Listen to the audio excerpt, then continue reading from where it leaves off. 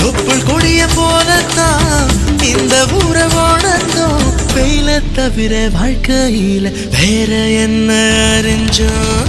வெயிலோடு விளையாடி வெயிலோடு உறவாடி வெயிலோடு மல்லு கட்டி ஆட்டம் போட்டோமே. நெண்டூரும் நரிவூரும் கருவேலங்காட்டோரும் தட்டானாய் சுத்தி சுத்தி வட்டம் போட்டோமே. பசிவன்